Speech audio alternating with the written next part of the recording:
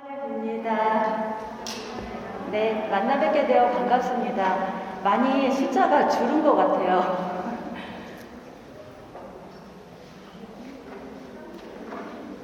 네, 잘 지내셨죠? 한 달 동안? 네, 한 달이 너무 빨리 돌아오는 것 같아요. 아까 어떤 자매님 만나가지고 성당 같이 걸어오면서 자매님이 그 표현을 하시더라고요. 월세 내는 날짜 돌아오듯이 그렇다고 제 마음이 그렇더라고요. 오늘은 시작하면서 옆에 계신 분들하고 이렇게 인사 좀 나눠보려고 해요. 부활하신 예수님을 내가 지금 만나서 반갑게 예수님께 장미꽃 한 송이 전해드리는 그런 마음으로 이렇게 인사를 해보는 겁니다. 만나고 싶었습니다. 옆에 계신 분들하고 이렇게 인사 나눠주세요.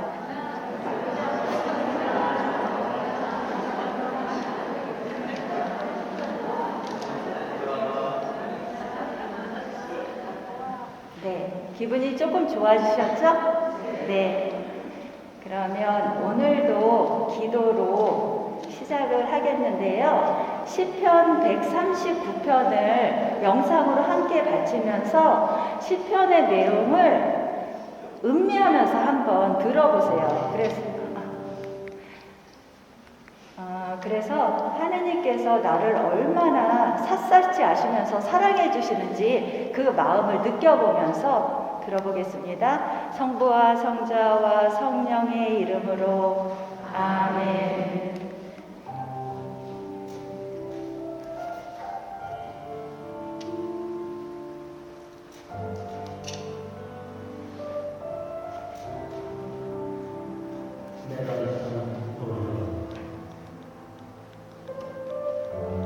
주여, 당신은 나를 화합하십니다.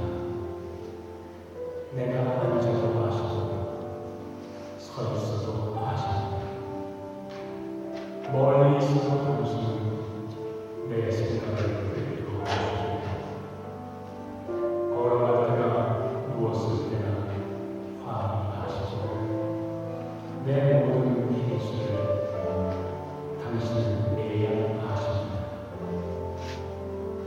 입을 벌리기 전에 무슨 소리인지 주는 벌써 모든 것을 알고 계십니다.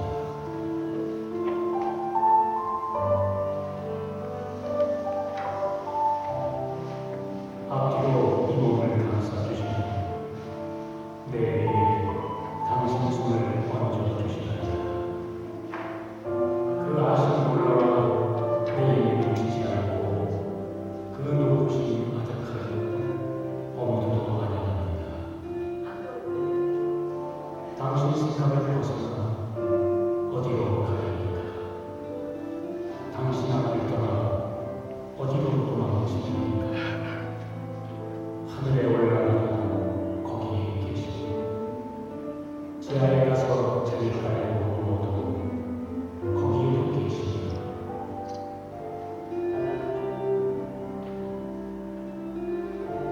새벽에 나를 잡고 동료에게도 바다 끝 쪽으로 가서 자리를 잡아보고 거기에서도 당신의 손은 나를 인도하시고 그 오른손이 나를 꼭 붙드십니다.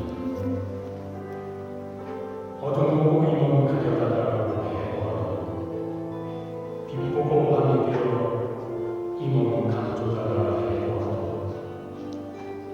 당신 앞에서는 어둠도 어둠이 아니고 밤도 대낮이 화합니다. 당신에게는 빛도 어둠도 구별이 없습니다.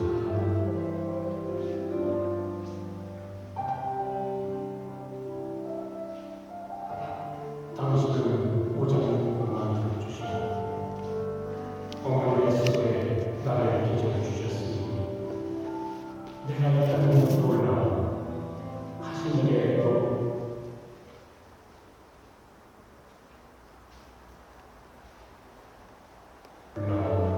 이 모든 신비들 그저 당신께 감사합니다. 당신은 이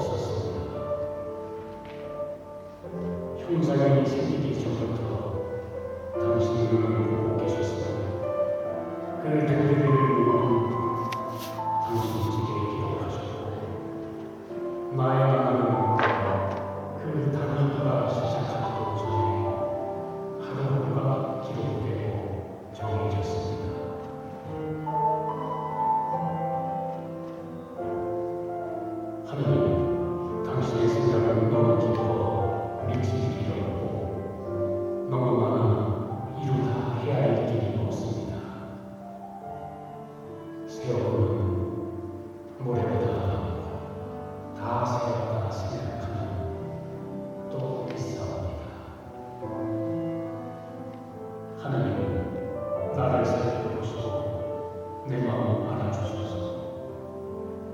나를 파헤쳐주시고 내 근심 알아주소서. 죽음의 길 걷는지 살피시고 영원한 길을 인도하소서.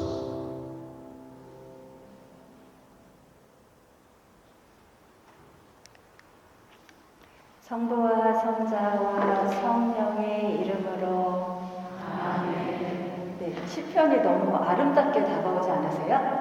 네, 안성기 씨 목소리여가지고 더 그런 것 같은데, 여하튼 저도 이 시편을, 그러니까 오늘 이렇게 강의 준비하면서 시편을 다시 이렇게 들어보면서 정말 아름다운 시편이구나라는 게 저절로 다가왔어요. 그러면 오늘 함께할 책은 이 아파하는 나에게라는 책입니다. 아파하는 나에게 이 책의 부제가 엠마오로 가는 길에서 이렇게 되어져 있어요. 제목에서 알 수 있듯이 이 책에서는 누가복음 24장에 나오는 엠마오로 가는 두 제자 이야기를 통해서 실망과 상처, 고통에 대해서 다양하게 접근을 하면서 고통의 길을 잘 걸어간 사람이 하느님이 주시는 구원에 이룰 수 있음을 말하고 있습니다. 모든 것이 다 끝났다라고 망연자실 시리에 빠져서 터덜터덜 돌아가는 길에서 제자들이 예수님을 만났던 것처럼 우리 또한 인생의 혼란과 좌절 앞에서 길을 찾지 못하는 사람들에게 각자 삶의 여정에서 예수님을 만날 수 있도록 일깨워주는 영성 에세이입니다. 이 책을 지으신 루이지 마리아 에피코코 신부님은 이탈리아 라킬라 교구 소속인데요. 라테라노 대학에서 철학을 가르치고 계세요. 그리고 강의와 피정을 통해서 평신도 성직자, 수도자들을 양성하고 계시는 분인데, 우리말로 번역된 저서로는 아파하는 나에게, 깊은 곳의 빛, 아버지 성요셉, 이런 책들이 있어요. 신부님은 철학자이기 때문에 그 철학자들이 질문을 잘하는 사람들이잖아요. 그래서 삶에서 우리가 자주 접할 수 있는, 그러니까 자주 접한다라기보다는 늘 쉽게 접할 수 있는 질문들, 예를 들면 고통은 왜 존재하는지, 나에게 왜 이런 아픔이 오는지, 이런 질문들에 대해서 질문을 던지고 난 다음에 그 답을 하느님 안에서 찾아가는 분이에요. 그래서 하느님 안에서 답을 찾아가면서 복음을 새롭고 깊이 있게 바라보도록 도와주는 분입니다. 그런 관점에서 지금 교황님께서도 이분을 많이 사랑하고 지지하고 계신 분이기도 해요. 그리고 요즘 성경을 해석해내는 방식이 지금 이 에피코코 신부님 같은 방식이 주류를 이루는 그런 분위기로 가고 있습니다. 그러면 책 내용으로 들어가 보겠습니다. 매일 꽃길만 걷고 싶으시죠? 네, 그게 인지상정일 것 같은데요. 그런데 실제로 어떤가요? 삶에서 아픔과 고통은 우리에게 그림자처럼 다가오고 있습니다. 내가 고통 한가운데서 괴로워하고 있을 때 예수님은 어디 계실까요? 우리에게 어떻게 해주실까요? 오늘 이 책을 통해서 예수님께서 아파하는 나와 어떤 모습으로 함께하면서 나를 구원으로 이끌어 가시는지, 나를 엠마오로 이끌어 가시는지를 같이 보려고 합니다. 아파하는 나에게 이 책은 누가복음 24장 13절에서 35절에 엠마오로 가는 제자들의 두 제자들의 이야기의 흐름을 이렇게 따라가면서 전개가 되고 있습니다. 그래서 누가복음 24장을 우리가 제대로 볼 필요가 있는데요. 성경 말씀을 먼저 볼 필요가 있는데, 그런데 저자는 이 책 12쪽에서 이런 표현을 해요. 이 이야기는 우리가 너무나 잘 알고 있는 이야기이기 때문에 주의가 필요하다고. 그래서 만약에 하느님께서 경험 안에서 숨어 것이다고 한다면 우리가 하느님에 대해 무엇인가를 깨닫기 위해서는 필요한 자료를 복음 안에서 찾을 수가 있는데 우리가 이미 그 내용을 너무 잘 알고 있어 이렇게 한다고 하면, 이런 태도를 취한다라고 한다면 어떤가요? 창밖에 보이는 풍경들이 새롭게 다가오지 않잖아요. 그리고 그 풍경들을 더 이상 바라보지 않는 상태가 되는데, 마찬가지로 일몰의 장관이라든지 눈 내리는 소리라든지 바닷속의 어떤 짜릿한 체험, 이런 것들을 우리가 이미 다 알고 있다라고 생각하기 때문에 이 모든 것에서 더 이상 흥미를 느끼지 않는다고. 그래서 이것은 우리 삶의 신앙생활에 큰 도전으로 다가온다라고 얘기를 합니다. 그래서 어떻게 이미 끝날지 다 알고 있어 나는, 이렇게 말하고 싶은 유혹들을 내가 조금 떨쳐버리고 이제는 눈을 좀 크게 뜨고 엠마오로 가는 제자 이야기를 다시 한번 자세히 주의 깊게 보려고 하는 태도를 가져야 한다라고 초대를 하고 있습니다. 그런데 제가 보기에는 이런 태도, 주의 깊게 새롭게 바라보려고 하는 이런 태도는 엠마오로 가는 제자들에게만 해당되는 게 아니라 복음서를 바라볼 때 우리가 기본적으로 가져야 할 자세라고 생각을 합니다. 그러면 먼저 영상 엠마오로 가는 제자들의 이야기, 복음 말씀을 영상으로 보겠습니다.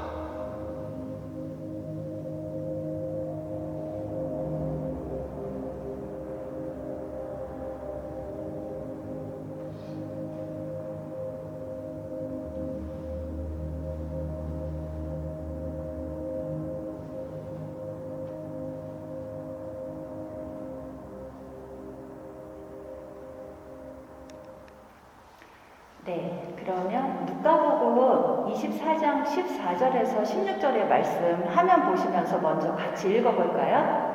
그들은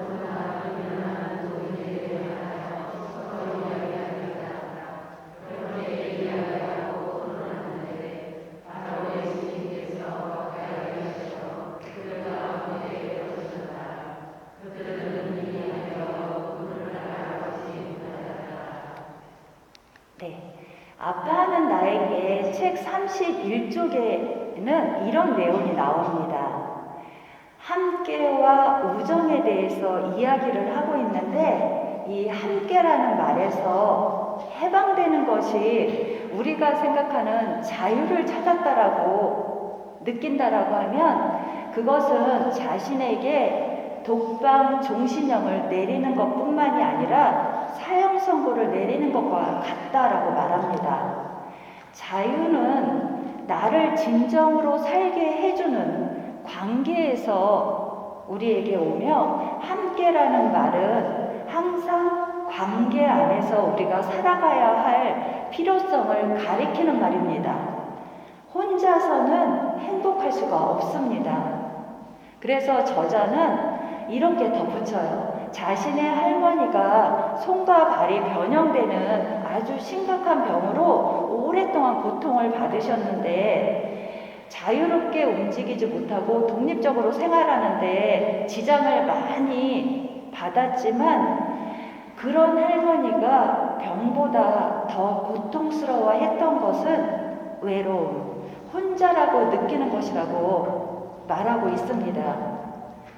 오늘날 우리는 함께 있다는 환상을 가지고 있습니다. 그런데 실제로는 혼자 살아가고 있습니다.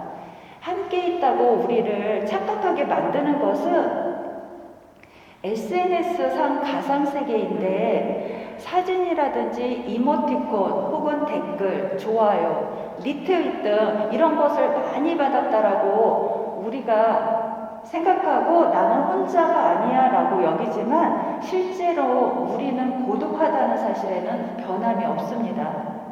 SNS는 확성기일 뿐 관계가 아닙니다. 그 확성기로 내 자신의 근황을 끊임없이 소리쳐 이렇게 얘기하고 있지만 근본적으로 그 안에는 남들이 나를 인정해주고 내 말을 진지하게 들어주고 나를 사랑해주기를 바란다고 하는 마음이 숨겨져 있습니다. 그래서 한마디로 우리가 원하는 것은 함께임을 다시 느끼고 싶은 것입니다. 그런데 이런 생각이 엠마오로 가는 제자들 이야기와 무슨 상관이 있을까요? 실제로 모두 관계가 있습니다. 길을 되돌아가야만 했던 제자들이 실망을 하고 거기서부터 참 자아를 향해 찾아가는 여행을 시작했다라고 하면 이는 참된 인간적 체험이 되어줍니다. 그리고 함께한 여정이 되어줍니다.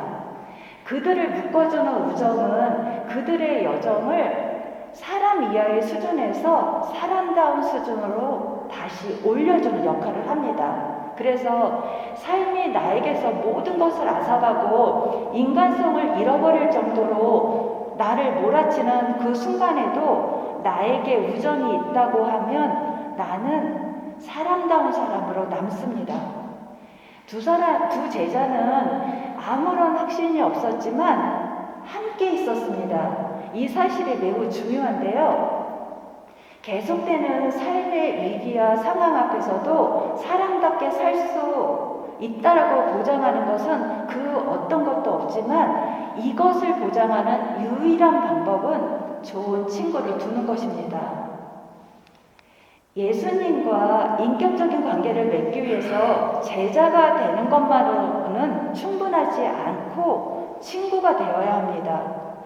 예수님께서 돌아가시기 전에 제자들에게 하신 말씀이 친구를 위하여 목숨을 내놓는 것보다 더 큰 사랑은 없다라고 말씀하셨어요. 가장 큰 사랑은 친구를 위해서 목숨을 내어놓는 것입니다. 그런데 만일 친구가 없다고 한다면 목숨을 어떻게 내놓을 수 있을까요? 그런데 우리는 실제 살아가면서 친구를 잃어버리고 말았습니다. 우리 주변에는 역할, 의무, 필요, 결핍, 어떤 욕구들, 열망만이 가득 찬 상태입니다. 엠마오로 가던 두 사람은 친구였습니다. 친구가 되기 위해서는 굳이 믿음이 필요한 것이 아니라 인격적인 관계를 맺을 필요가 있는 것입니다. 믿는 바가 같다고 친구가 되는 것이 아니라 인격적인 관계를 서로 맺어갈 때 친구가 될 수 있습니다. 요즘 우리가 착각하는 것이 바로 이 점일 수가 있는데 우리의 인간성은 예외 없이 모두 정말 깨지기 쉬운 질그릇과 같은 인간성을 가지고 있습니다. 그런데 우리는 이것을 잊고 삽니다. 그리고 예측 불허의 삶의 여정에서 종교나 신념은 달라도 여전히 친구는 큰 힘이 된다는 사실을 우리는 잊고 삽니다. 그렇다고 친구가 이렇게 꼭 우리 삶의 여정에서 꼭 필요하다고 해서 친구와 함께 늘 있을 수는 없습니다. 그리고 나란히 길을 걸어간다고 해도 우정이 있다고 할 수도 없습니다. 관계를 더 돈독하게 해주고 깊게 해주는 건 대화입니다.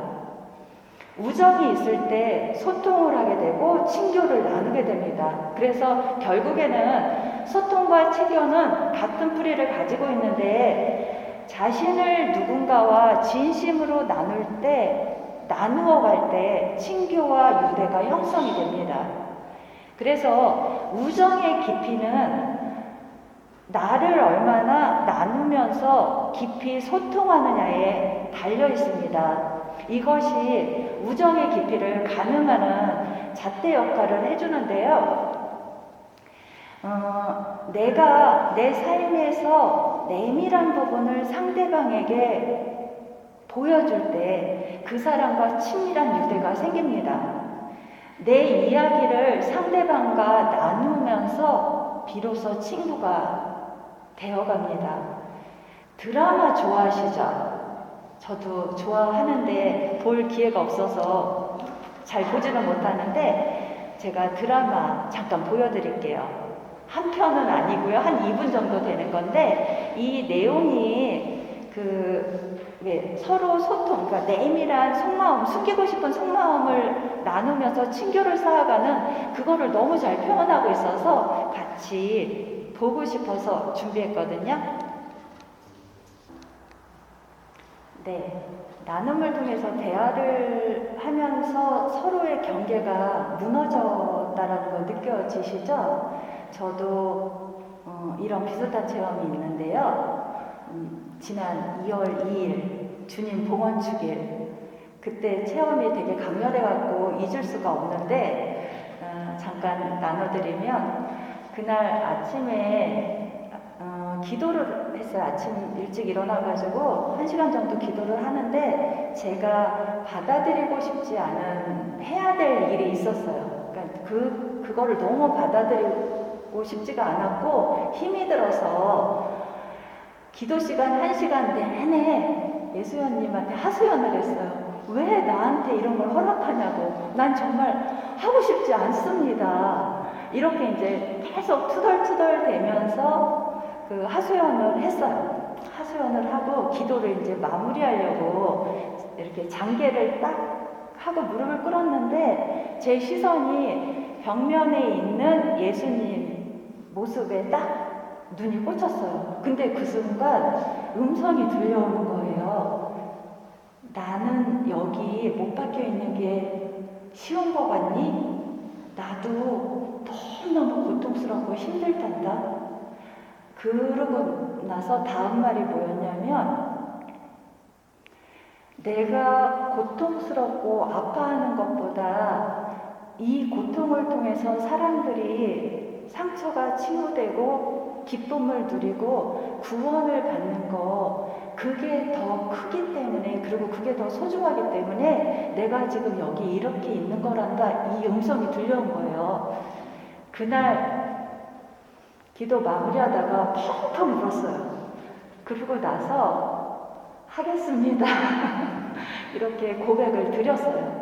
그러고 나서 제 마음 안에서 어떤 게 느껴졌냐면 그 어느 때보다도 예수님과 제 사이의 벽이 싹 없어진 느낌이었어요. 그리고 예수님이 아주 가깝게 다가오는 그런 체험을 할 수 있었는데 여기서 우리가 한번 생각해 볼 필요가 있는 것이 나와 예수님과의 우정의 깊이는 어떤지 그리고 어떤 모습으로 나는 예수님과 소통을 하면서 살아가는지 살펴볼 필요가 있습니다.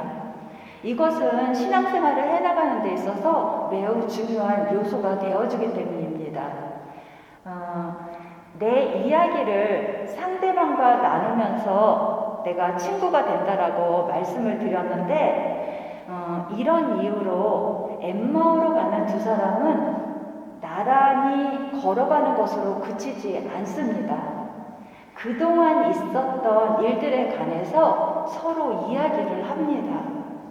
고통과 실망을 나누는 그들의 대화는 우정을 더 굳건하게 해주는 역할을 했습니다. 고통을 친구와 나누어 짊어질 때 우리 삶의 무게는 달라집니다. 친구가 없으면 삶이 견디기가 힘들어집니다.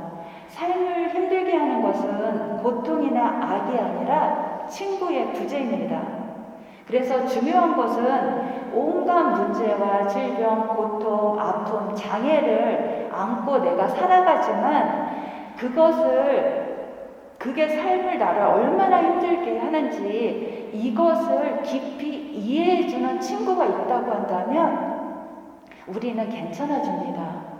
그리고 우리에게 필요한 것은 그런 아픔을 이해해주는 친구인 것입니다.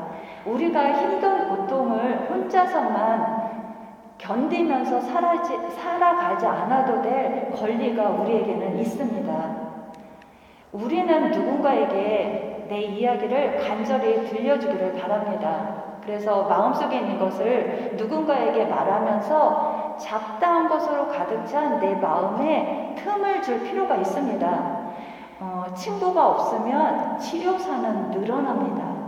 하지만 대부분의 사람들에게 필요한 것은 소통과 친교가 필요하고 나를 홀로 내버려 두지 않는 친구가 필요합니다. 엠마오로 가는 두 제자 이야기는 부활하신 예수님에 관한 이야기 이전에 인간에게 친구가 필요함을 알려주는 일화인 것입니다. 그렇지 않다면 우리가 우리 삶을 영위해가면서 우리와 함께 걸어가는 벗들 안에서 부활하신 주님을 알아볼 수 없다는 이야기가 됩니다. 우리에게 친구가 필요하고 예수님은 엠마오로 가는 제자들에게 그러하셨듯이 우리에게도 친구가 되어주시는 분입니다. 그럼 지금부터 예수님께서 어떤 모습으로 함께 하시면서 우리에게 친구가 되어주시는지를 보려고 하는데요. 먼저 다시 짧은 영상 하나 보여드릴게요. 이 영상에는 여우와 공룡 두 친구가 나오는데 서로를 위해 이 친구들이 무엇을 선택하는지 그 관점에서 이 영상을 보시면 좋을 것 같아요.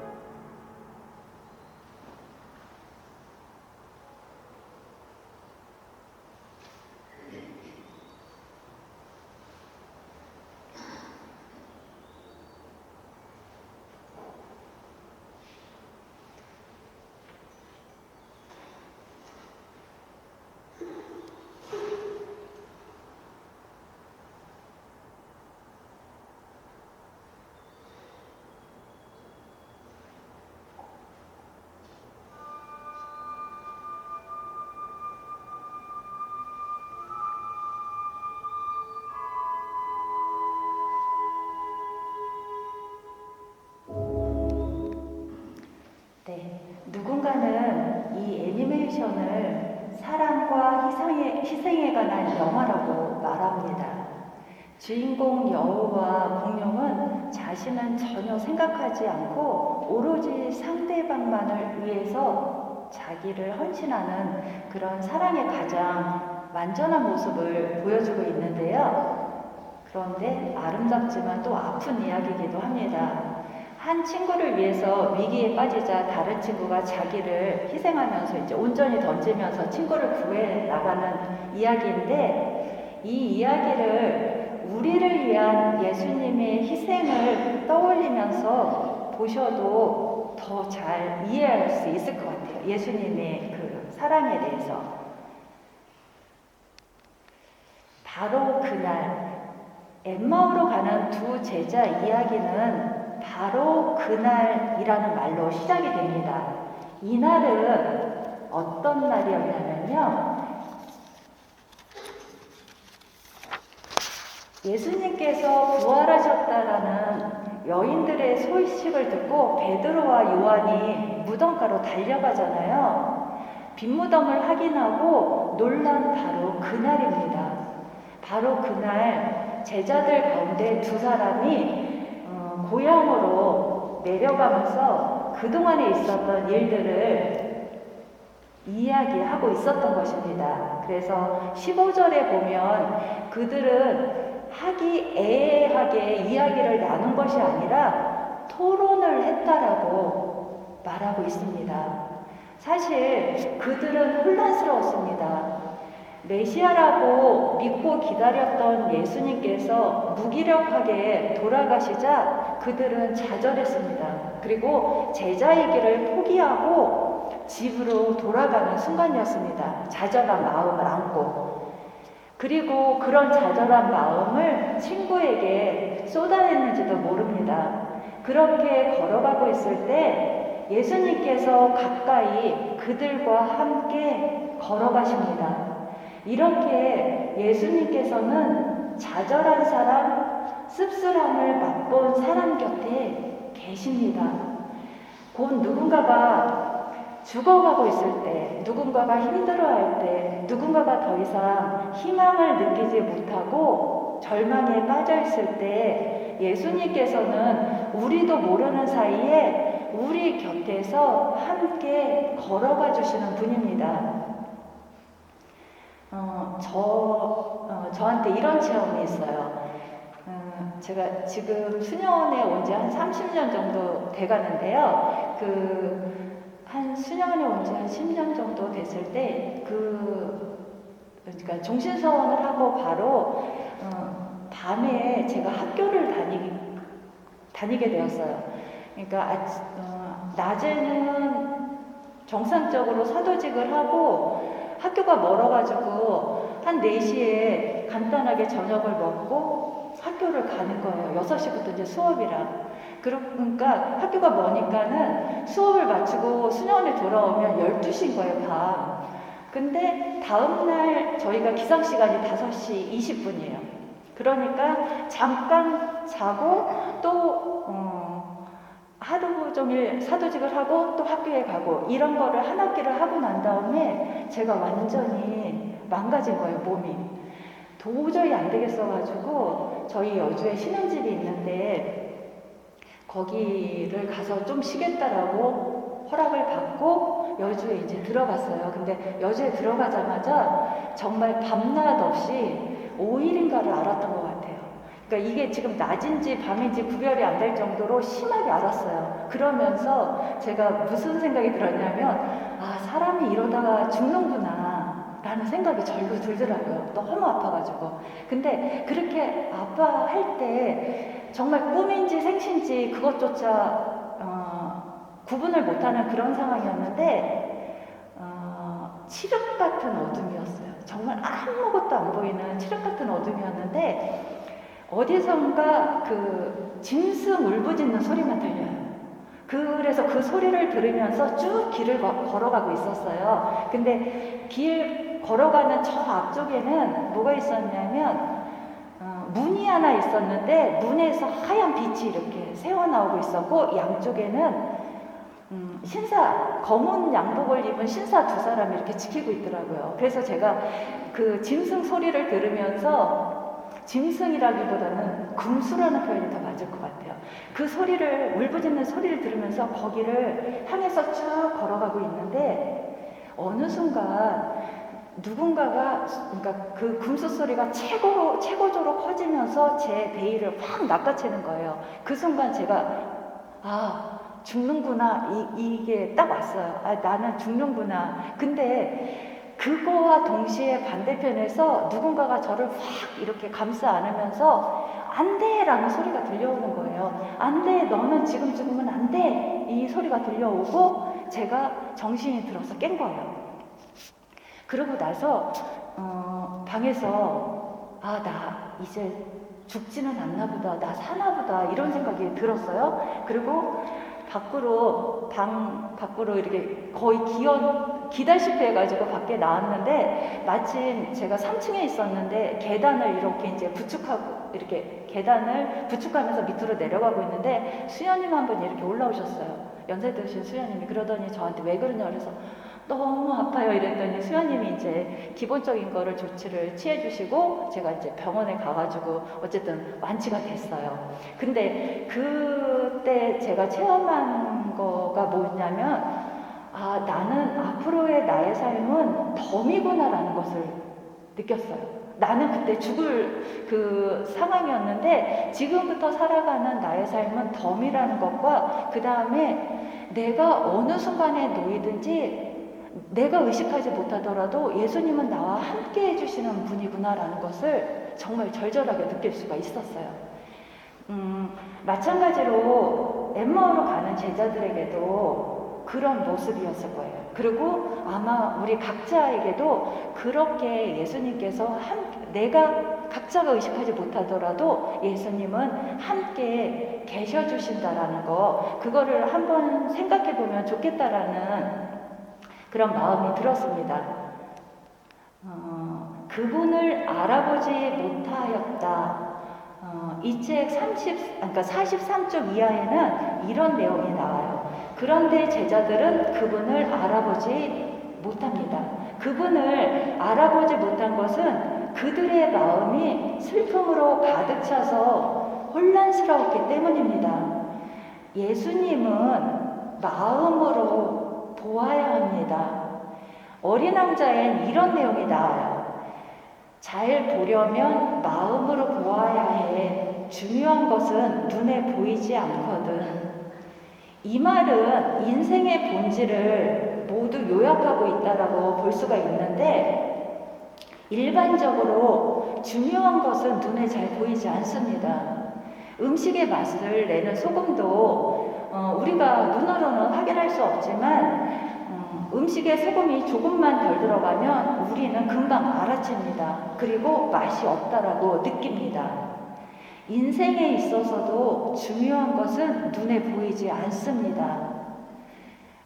눈에 보이지 않지만 중요한 것이 있습니다. 우리 밑바닥에 숨어 있는, 그래서 내 자신을 깨달을 수 있는 능력, 그건 마음인데요. 마음은 최고의 감각이면서 모든 것의 기초가 됩니다. 마음은 우리가 정말 행복한 건지 아니면 행복한 척 하는지를 금방 알아챕니다.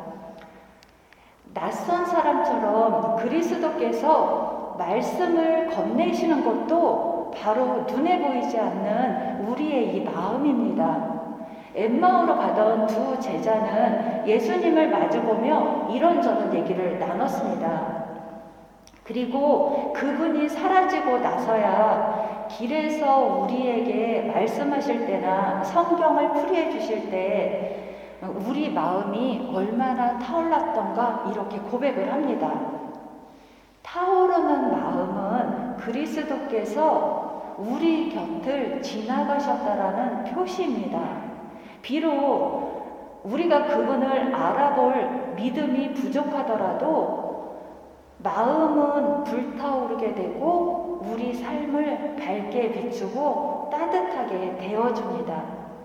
그런데 우리는 바로 그 마음에서 불안의 실체를 경험하기도 합니다.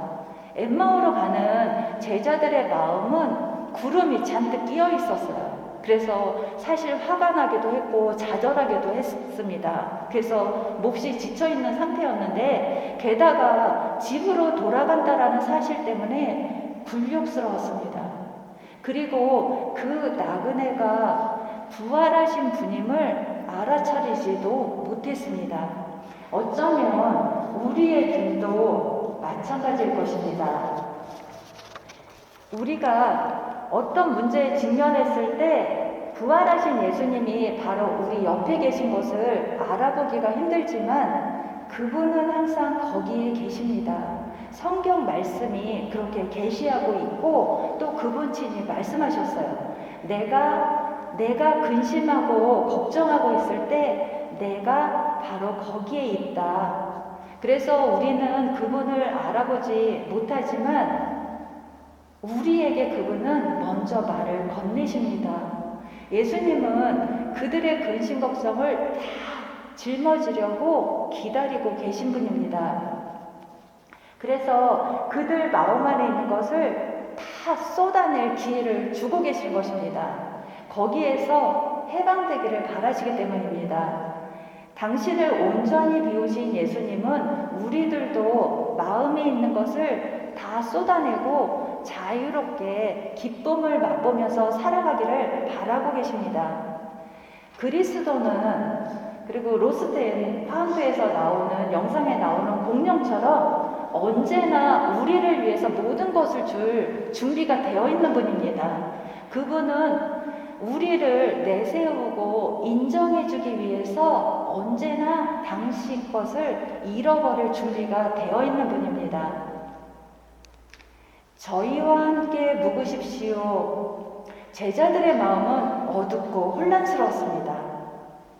그런데 이제 저희와 함께 묵으십시오 이렇게 기도하고 있습니다. 이것은 자신을 여는 기도입니다.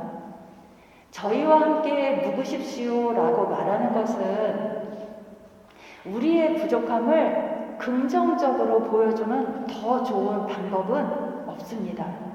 그것은 마음으로부터 내가 부족한 것이 무엇인지를 정확하게 일깨워주고 내가 다른 사람들에게 진실되이 받아들여지고 사랑받을 필요가 있음을 드러내는 기도가 되어줍니다. 제자들은 그들에게 부족한 것을 일깨워주었던, 그래서 나그네로 나타나신 예수님이 없는 밤은 너무 어두울 것이라고 생각했던 것입니다. 그래서 그에게 이제 함께 머물러 달라고 청하고 있는 것입니다. 사랑하다라는 동사에는 머물다라는 의미가 포함되어 있습니다. 여기서 머문다라는 것은 모든 것에도 불구하고 함께 있는 것을 뜻합니다. 사랑하는 것은 무력함에 쓰디쓴 잔을 끝까지 마시면서 사랑하는 사람의 십자가 아래 같이 머무는 것입니다. 사랑하는 사람이 고통스러워하는 것을 보면서 아무것도 할 수 없을 때 정말 괴롭잖아요. 그러나 참된 사랑은 내가 정말 무능해도 십자가에서 구해낼 힘이 없더라도 거기에 같이 머물러 있는 것입니다. 사랑은 그래서 저녁이 되어서 날이 저물어 갈 때 함께 머물러 주는 것입니다.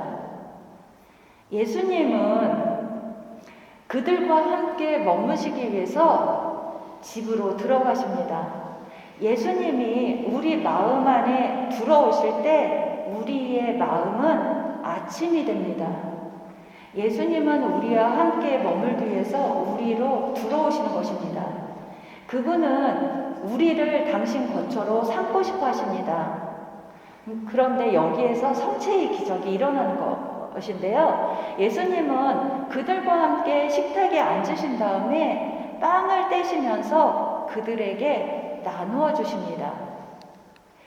이 구절 같이 읽어볼까요? 그러자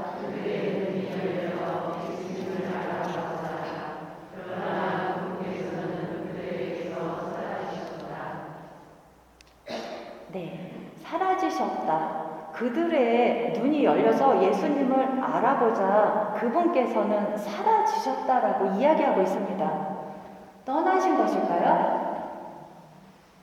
아닙니다. 떠난 것이 아니라 제자들 마음 안에 예수님께서 들어가신 것입니다. 그래서 더 이상 그들 곁에 계신 것이 아니라 제자들 안에 계시는 것입니다. 이것이 바로 성체의 기적입니다. 예수님을 먹게 되면 그분이 내 안에 관통에 들어오시는 것입니다. 그래서 우리 마음 안에 부활하신 예수님을 받아들일 때 눈이 열리고 혀가 풀려서 서로 말하게 되는 것입니다. 길에서 우리에게 말씀하실 때나 성경을 풀이해 주실 때 우리 속에서 얼마나 마음이 불타올랐던가. 그런데 처음에는 그 이야기를 제자들은 하지 않았습니다. 그들은 비로소 부활하신 예수님을 마음 안에 받아들이고 나서야 모든 것이 분명해졌고 그때 고백을 하게 되는 것입니다. 그래서 저녁임에도 불구하고 제자들은 곧바로 일어나서 예루살렘으로 향하게 됩니다. 자기들이 부활하신 예수님을 만났고 그분을 배웠던 그 기쁨을 다른 이들과 나누기 위해서 곧바로 일어나서 길을 떠나게 되는데요. 지금까지 내용을 좀 정리를 해보면 삶을 힘들게 하는 것은 고통이나 악이 아니라 친구가 없다라는 것. 우리에게 정말 필요한 것은 소통과 친교, 그리고 우리를 홀로 버려두지 않는 친구인데 예수님께서는 부활하시고 하늘로 승천하시면서 이렇게 말씀하셨어요. 내가 세상 끝날까지 언제나 너희와 함께 있겠다. 예수님은 이렇게 함께 있겠다고 약속하셨고 언제나 우리와 함께 계셔주시는 분입니다. 예수님께서는 우리와 함께 걸으시면서 우리의 길이 되어주시는 분입니다. 그리고 예수님은 우리의 친구가 되어주시는 분입니다. 우리가 살아가면서 이 사실을 기억할 때 우리 삶의 무게는 가벼워집니다.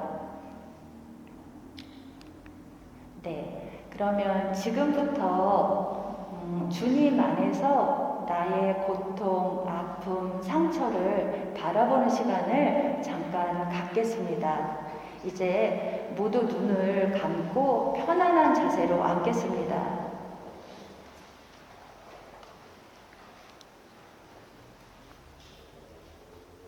두 손은 가슴에 모으거나 무릎 위에 올려놓으시면 됩니다. 그리고 나의 숨소리를 들을 수 있을 만큼 나의 마음을 고요히 해보십시오.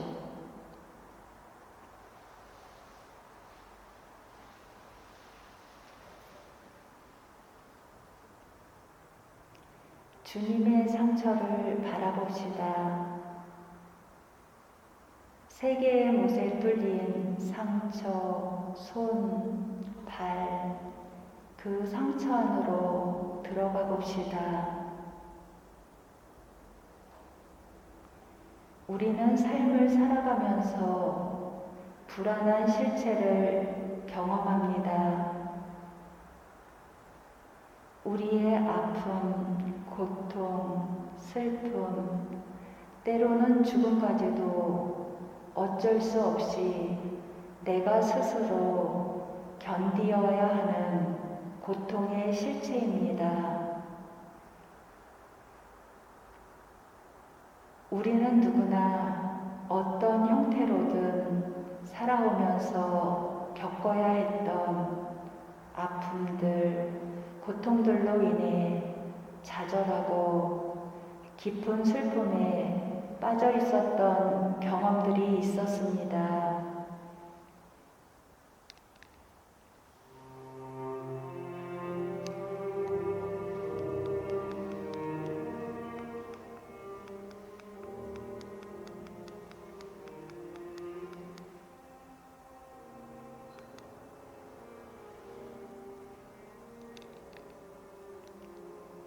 아픔이라는 이름 앞에 잠깐 머뭅시다.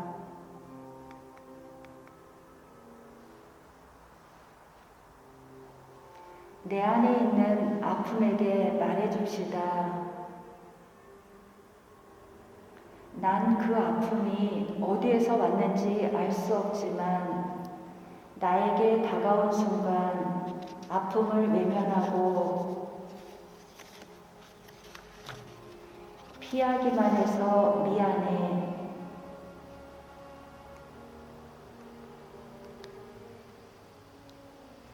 아픔을 겪어낼 힘이 없어 원망과 좌절대로 밀쳐둔 나의 아픔아, 그동안 견디어줘서 고맙다. 나의 아픔보다 더 큰 주님의 상처 속에서 치유되기를 바란단다.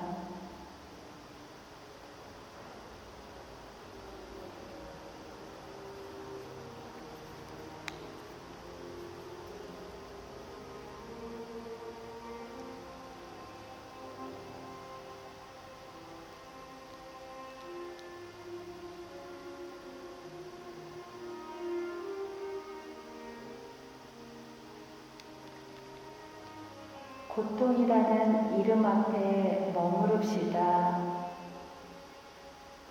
고통은 왜? 라고 소리치며 원망부터 했던 그 순간을 기억해 봅시다.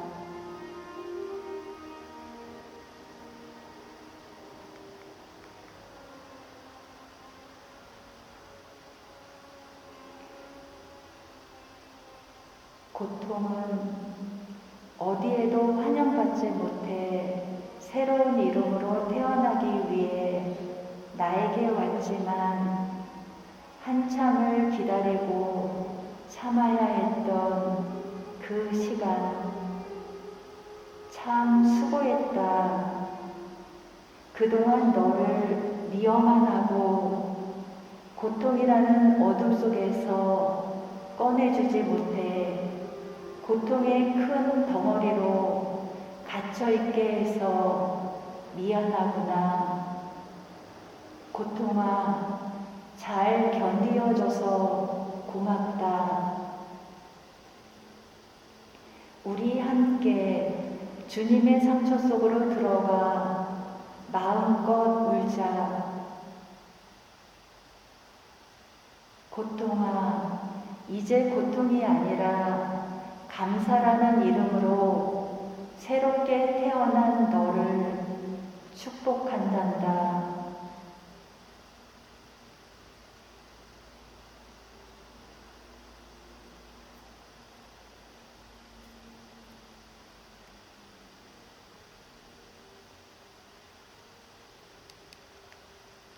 슬픔이라는 이름 앞에 머무릅시다.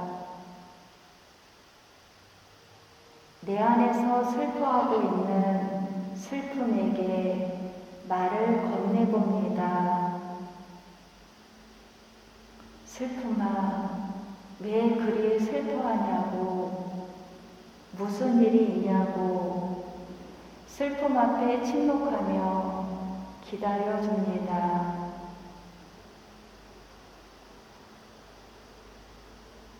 슬픔을 무조건 안아줍시다.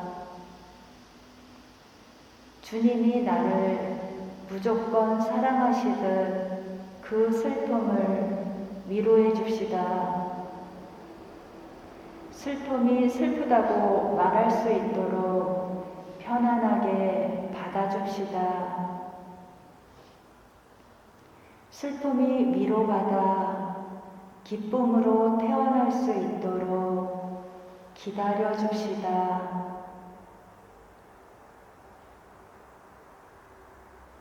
주님의 상처 속으로 들어가 슬픔이 변화되도록 맡겨드립시다.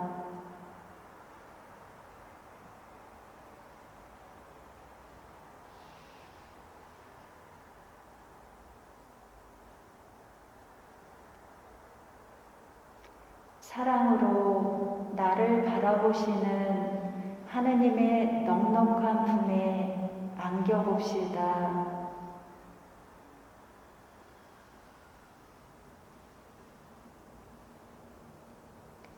창조 때의 모습과는 달리 모나고 삐뚤어진 나의 모습, 하지만 그래도 사랑으로 바라보시는 하느님의 눈길을 느낍시다. 살아오면서 많은 아픔과 고통을 겪으며 살아왔던 나에게 수고했다. 너를 이해해. 나의 이름을 부르며 사랑한다고 말해줍시다. 수고했다. 너를 이해해. 사랑한다. 그리고 마음으로 나를 꼭 안아줍시다.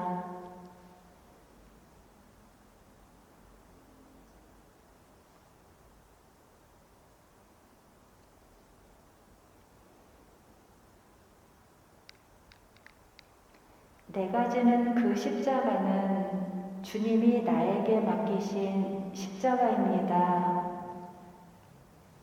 주님은 나에게 나를 따르려거든 자기 십자가를 지고 나를 따르라고 말씀하십니다. 내가 선택한 나의 십자가, 주님이 나에게 맡겨주신 십자가를 두 손 안에 놓고 바라봅시다.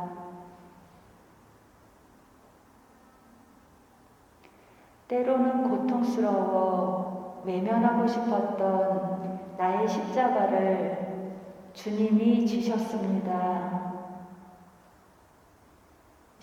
십자가가 절망이라 느껴졌기에 십자가 뒤로 도망쳤던 나의 십자가 안에 주님이 계셨습니다.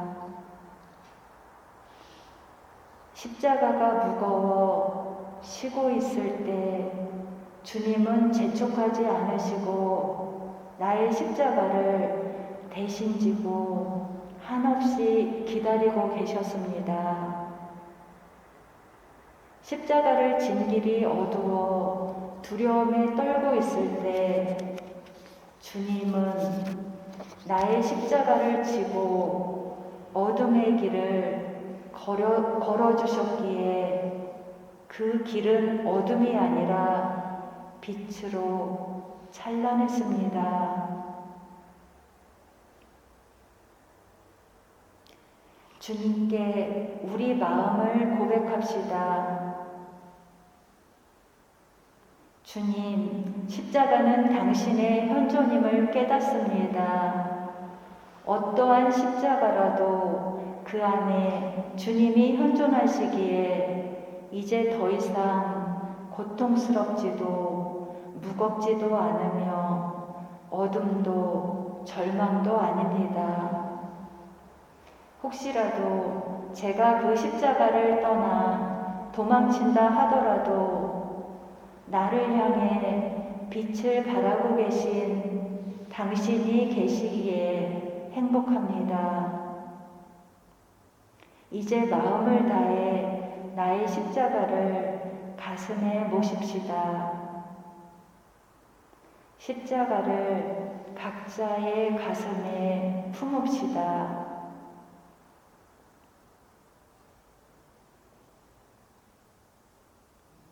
부족한 우리 안에 먼저 다가오신 주님의 현존을 느끼며 감사드리는 시간을 갖겠습니다. 사랑하올 예수님, 아무 조건 없이 제 안에 먼저 와주신 당신께 감사드립니다.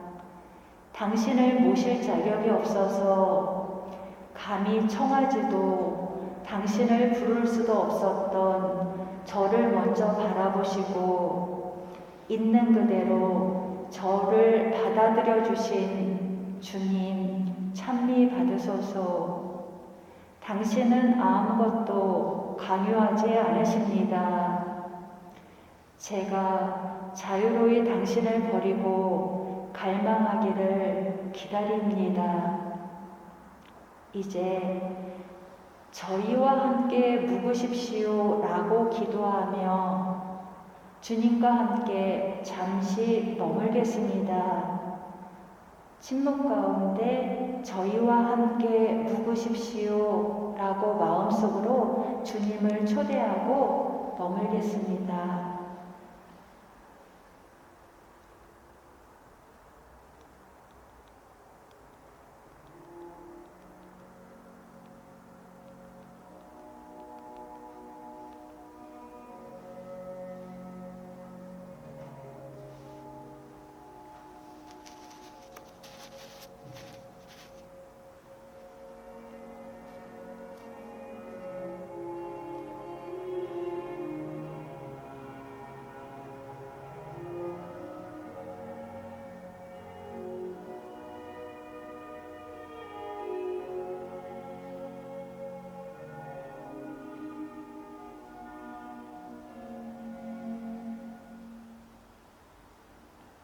예수님 반갑습니다.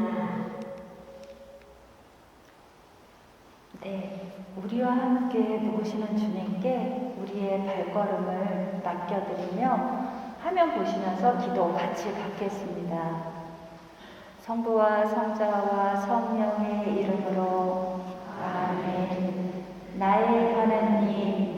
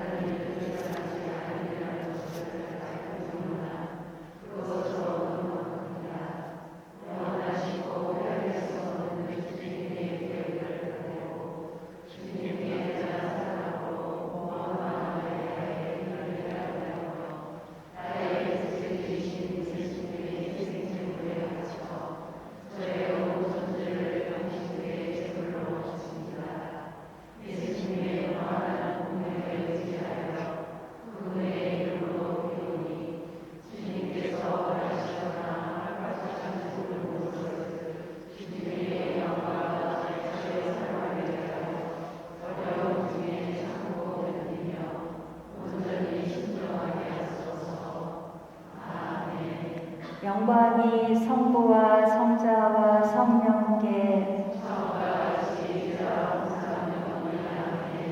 성부와 성자와 성령의 이름으로 아멘.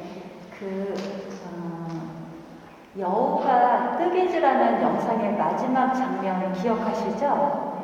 네. 여우가 뜨개질을 하면서 공룡에 대한 기억을 되살리는 이 장면이 저는 굉장히 인상적으로 다가왔는데, 우리도 우리의 아픈 현실에서 언제나 함께 해주시는 예수님에 대한 기억을 되살리면서 살아간다고 하면 우리의 삶의 무게는 훨씬 더 가벼워질 것입니다. 그래서 그런 삶 살아가시면서 기쁘게 사셨으면 좋겠어요. 네, 잘 들어주셔서 감사합니다.